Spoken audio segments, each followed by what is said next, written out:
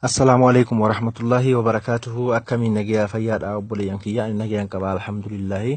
Akkamiin nagaa mee arra viidiyoo kana keessatti jechuudha applicationota afaan oromoo obboleeyyan kiyya warroonni afaan oromoo application afaan oromoo dalagan hedduutu jira garuu application afaan oromoo kun hedduminaan hin jiru ka jiru kana haa jajjabeessinu wal malee humaan qabnu oromoon oromoo malee nama biraa hin qabu oromoon oromoo malee fira biraa hin qabu akkasuma jarri kun wanni isaan gartee itti yaadanii dalaganiif Oromoodhaaf malee nama biraa tokkollee fi miti jechuudha. Jarri kun yookiin nama baratee fakkeenyaa fi Ingilishis dalaguu danda'u ta'uu danda'anii yookiin afaan Amaaras dalaguu danda'u ta'uu malanii haasabni kiyyarraa baratu jedhanii jechuudha. Appilikeeshinoota afaan Oromoo kana wanni dalaganiif jechuudha. Appilikeeshin afaan Oromoo kana keessa immoo bareedallee jira. Akkasuma immoo appilikeeshin afaan Oromoo gahaa miti. Baay'ee dadhabaadha. Akkoota afaanota biraatti sabni bal'aan kuni appilikeeshina mataa isaa hin qabu. Hatta dictionary man bareedaan tokko hin jiru jechuudha. Garuu haa ta'u hajiru kana keessaa isa wayyaa jiru jajjabeessuu qabna hamilee itti godhuu qabna haala appilikeeshinoota afaan Oromoo kana keessaa immoo babbareedaallee hin jira mee isa kanneen keessaa tokko isin agarsiisa. Warroonni ammoo gara mee barumsa kiyyaatti osoo seenan dura warroonni YouTube channel kiyya subscribe godhin subscribe godhaa YouTube channel kiyya argachuudhaaf YouTube irra seentanii YouTube irra seentanii Abduu jettanii katabdan Abduu mobile app jettanii katabdanii isa jalqabarratti isinii dhufu kana jechuudha subscribe iddoo kan tuutanii achi booda mallattoo bilbilaa tafuula duruu tana hogguu takka ni tuutanii haala kanaan waan angalakkisu na hordofuu dandeessanii jechuudha. Akkasuma Facebook kiyyas Abdul Muhammad Abbi ja'a add friend yookiin follow godhuu hin dagatina haala saniin na hordofaan isiniin jedha. Application afaan Oromoo fakkeenyaaf anamame isa kanneen fayyadamuu jira isa inni kunniin baay'ee tokko bareeda. Application yeroo dheeraa fayyadamutti jirudha jechuudha appilikeeshinni kunniin baay'ee tokko bareedaadha. Appilikeeshinan kun isa kana qofaa miti hedduutu jira. Hajiru kana hundaa jala deemnee afaan Oromoo dictionary'n kam afaan Oromoo kamtu jira afaan Oromoo appilikeeshiniin hundinuu kamtu jira jennee jala deemnee kanuuf ta'e buufannee itti fayyadamu akkasuma yaada kennuu fi komanti barreessuu fi urjii kennuu fi jajjabeessuu akka kabiraa dalagan godhuu akka appilikeeshinoota kanneen haara'umsan godhuu dadhabina qabna gara appilikeeshina kanatti baay'ee dadhabina qabna. Kanaaf haala kanaan haa wal jajjabeessinuun isiniin jedha. Fakkeenyaaf anam asirratti Oromootu Amhaarik dictionary ja'a afaan Oromoo dictionary ja'a fayyaan faaya jedha asirratti Oromoo keyboard ja'a asirratti immoo Finfinnee ja'a inni kunniin baay'ee tokko bareedaadha maka keessaa bareedaatiin isin agarsiisa jechuudha. Amma fakkeenyaaf keyboardiin amma itti fayyadamuu jiru kuni jechuudha. Keyboardiin amma itti fayyadamuu jiru kuni ka afaan Oromooti jechuudha. Kanaaf fakkeenyaaf amma keyboardiin amma itti fayyadamuu jiru kuni akkuma agartan kana amma fakkeenyaaf kuni afaan Oromooti baay'ee tokko bareedaadha akka amma asirratti isin agarsiise kana jechuudha. Haala kanaanii mee fakkeenyaaf appilikeeshinoota kamtu jira afaan Oromoo kan jedhuu fi fakkeenyaaf asirratti Oromoo keyboard jennee afaan Oromootiin katabna Oromoo keyboard jennee yoo katabne haala kanaan keyboardota afaan Oromoo haala kanaan nu fida isa kana amma fakkeenyaaf kan itti fayyadamuu jiru jechuudha. Inni kun amma hedduu processallee qabu buufadhaatii itti fayyadamaan isiniin jedha. Akkasuma yoo isin gammachiisee jiraate hamilee kennaa fi akkasuma hamilee barbaachisaa nama dalage kanaaf jechuudha. Asitti fakkeenyaaf urjii isaa kennuudhaaf jechuudha. Appilikeeshina kana akka jaalattan agarsiisuudhaaf fi asitti urjii 5 jechuudha. Fakkeenyaaf urjii haga feetan kennuufii dandeessanii achi booda immoo iddoo kana tuuxanii haala kanaan jechuudha laayikii gootanii jechuudha dhumarratti iddoo kana jechuudha finish taatona tuuxanii haala kanaan kennuufii dandeessanii jechuudha. Akkasuma komanti kennuufii dandeessanii haala kanaan haa fayyadamnu numaaf dalaganii jirra kun jechuudha. Isin jechuu barbaadetti akkasuma afaan Oromoo keyboardii yaa kunis keyboardii afaan Oromooti. Inni anamma itti fayyadamuu jiru kun anamma baay'ee tokko bareedaadha. Inni kuni oguu banattanis hedduu isin rakkisu isuma keessaan banattanii jechuudha. Mee fakkeenyaaf anamma isa tokkicha kana uninstall godhee akkamitti akka itti fayyadamtaniin isin agarsiisa.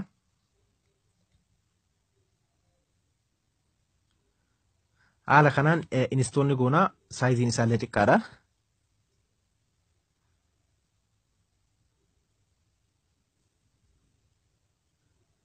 Hanqa inni install nu ta'u isa biraa akka biraatiin isin agarsiisa. Fakkeenyaaf asirratti amma fakkeenyaaf Finfinnee jettanii katabdan Finfinnee.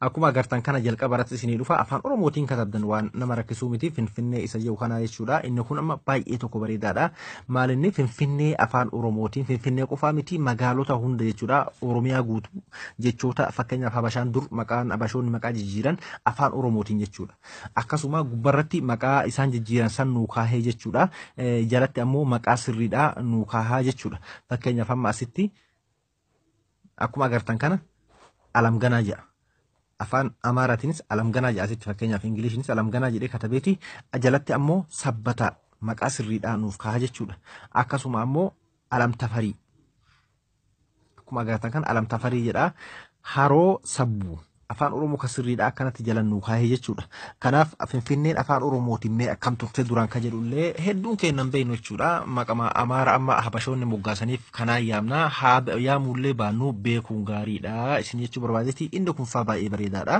haala kanaan hatta jecha kana yoo gartee namaaf sheer godhuu feetanillee mallattoo koppii kana tuuxanii namaaf sheer godhuu dandeessan jechuudha iddoo koppii kana tuuxanii jechuudha haala kanaanii eega sira koppii gootan booda fakkeenya bakka feetan dhayxanii peestii yoo gootan achirratti isiniif bahaa jechuudha akkuma agartan kana kun fakkeenyaa fi haqaaqii isa jedhu kana haqaaqii afaan oromootiin haqaaqii isa jedhu kana jechuudha hagubbaa ka isaan kataban san jechuudha haala kanaanii fakkeenyaa fi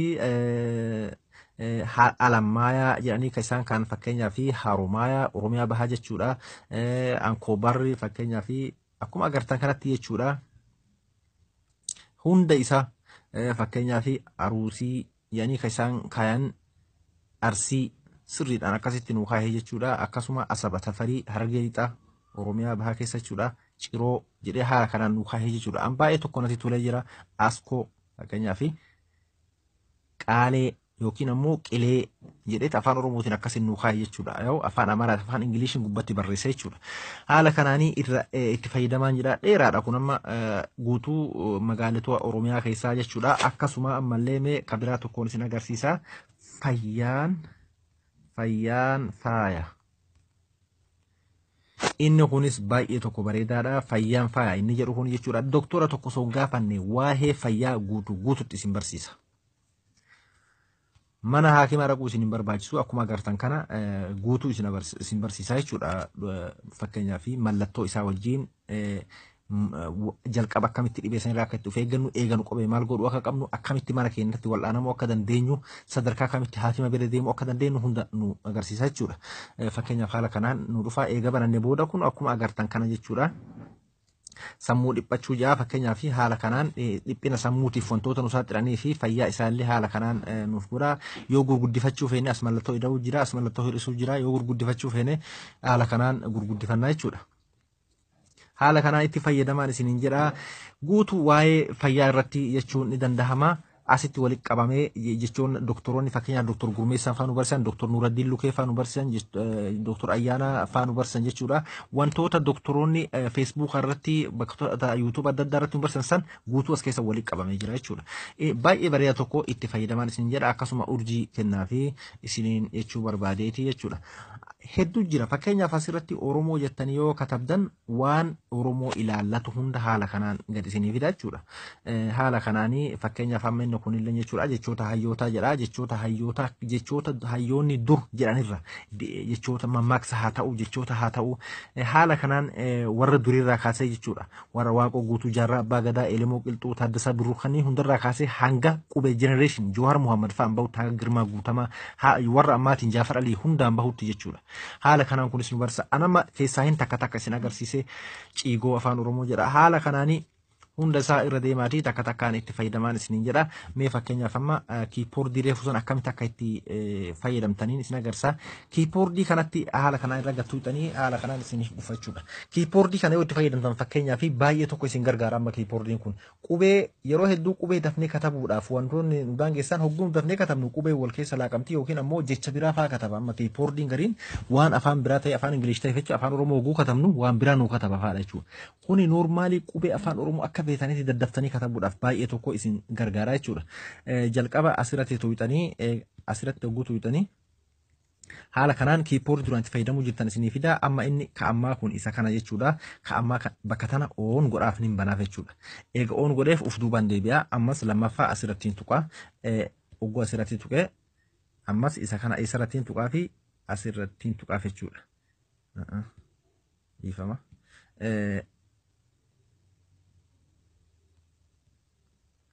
akkuma agartan kana kunoo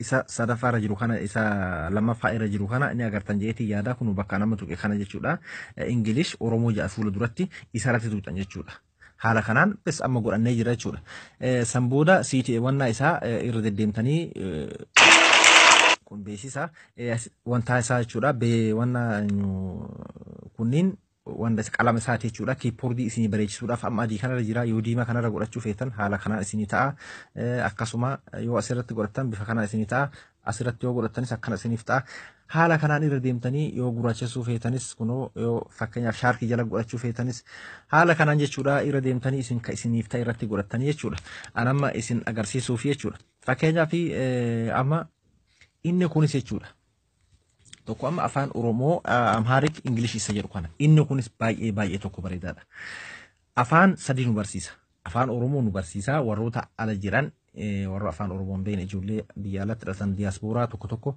afaan Amaaraas nu barsiisa afaan Ingilishis nu barsiisa jechuudha afaan Amaaraallee numaa barannu afaan alagaas ta'u namni fakkeenyaaf dishneerii kana banne haa jennu eega bannee booda fakkeenyaaf afaan Oromoo beekna yoo ta'e yookiin ammoo afaan Oromoo beeyneeti Ingilish fayyadamuu Ingilish baruu feena yoo ta'e afaan Oromoo irratti nuuf banaa inni afaan Oromoo jiru kana irratti jecha feene katabna fakkeenyaaf aadaa jenna fakkeenyaaf aadaa hogguu jenne haala kanaan eeganuu fide jala kanatti Amhaariffaan bahal je'ee nuuf fide jechuudha jalatti culture je'ee afaan Ingiliishiin nuuf fide jechuudha akkasuma nuuf dubbatallee fakkeenyaaf jala kana mallattoo sagaleettu jira isii tana guutuu ixanni dubbata. Culture. Traditionally. Haala kanaan sagaleedhaan nu dubbata jechuudha afaan Ingiliishan waan feene asirratti yoo katabne afaan dishneeriidhaan afaan Oromoo inni duraan jiru baay'ee dadhabaadha inni kun ammoo hedduu bareedaadha isa kana baay'een jaaladha jechuudha ka durii dishneeriidhaan jiru hundi isaa jechoon isaa baay'ee gabaabaadha kun ammoo jechoota hedduu jechoota dabalataa qaba inni kun bareedaadha abbaan isa dalagee osoo update godheefaa baay'ee tokko bareedaadha jechuudha akkasuma Amhaarik jedha yoo fakkeenyaaf warroonni dur warra namoota dargii baratanfaa jira ka afaan Oromoon beekne asirratti Amaariffa yeroo fayyadaman Ingiliishiin hiikaa fi afaan Oromootii fi Ingiliishiin hiikaa jechuudha. Afaan amma keyboardii afaan Amaaraan qabu malee silaanam Amaariffa asirra katabe afaan Oromootii fi afaan Ingiliishiin naaf hiika jechuudha.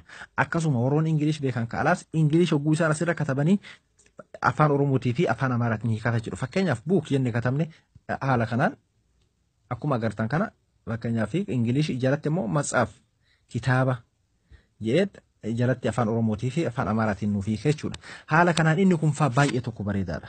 Itti fayyadamaanis ni jira inni isa kana. Fakkeenyaaf dishneerii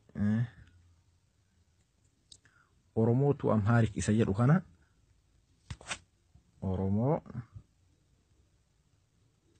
Oromoo tu Amhaarik Oromoo tu Amhaarik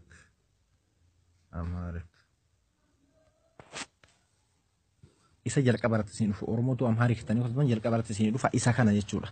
Nama agartee 10,000 daawunlood godhatee jira.